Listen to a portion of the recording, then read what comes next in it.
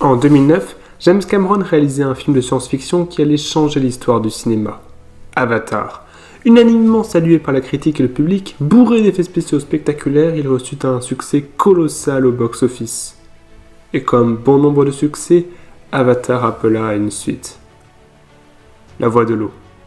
Pour ce second opus de plus de 3 heures, un budget extraordinaire fut déployé, une 3D révolutionnaire annoncée.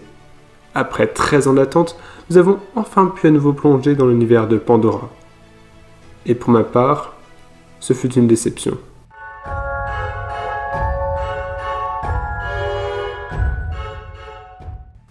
Lister les défauts d'Avatar 2 n'aurait pas énormément d'intérêt. Nombre de très bonnes vidéos d'analyse ont pointé les clichés, incohérences et facilités scénaristiques de ce film. Ce qui m'intéresse davantage, c'est chercher à comprendre pourquoi un film à l'écriture médiocre a pu rencontrer un tel succès. Est-ce que le spectaculaire des scènes d'action, la beauté des plans de caméra suffisent à une bonne séance de cinéma? Peut-on se satisfaire du spectacle sans une histoire intéressante? Je n'en suis pas convaincu. À mon avis, si Avatar a su convaincre son public, c'est parce qu'il réussit à explorer un nouveau pan de son univers. Après avoir fui avec les siens pour éviter la guerre, Jake est accueilli chez le peuple de l'eau. Lui et ses enfants découvrent de paysages fantastiques, de nouvelles coutumes, une faune et une flore d'une grande richesse. Il plonge en profondeur dans des scènes aquatiques extraordinaires.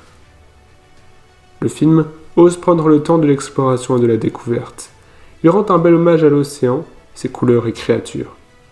Les plus emblématiques de ces créatures sont bien sûr les Tulkun, de grandes baleines à l'intelligence développée. Cette espèce a décidé d'éviter toute violence, quelle qu'en soit la justification. La violence engendrerait toujours la violence, rendant inévitablement son odeur perdant à long terme. Un constat qui semble validé par l'issue du premier film.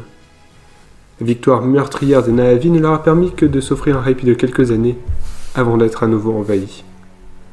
Lorsque des chasseurs décident de s'en prendre à une mère et à son petit, le reste du groupe des Tulkun se contente de fuir, les abandonnant à leur sort. Un choix déchirant.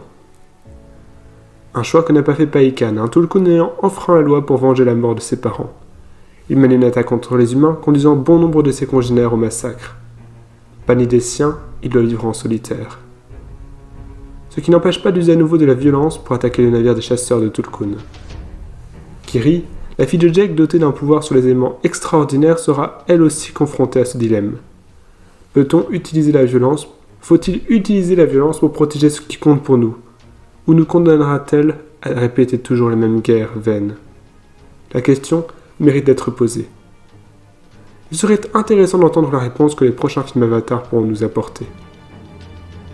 Avatar 2 est un hommage à notre Terre, une exhortation à la protéger à tout prix. Oui, ce film a ses défauts, mais s'il parle au public, c'est parce qu'il porte un message beau, un message clair, et c'est peut-être là l'essentiel.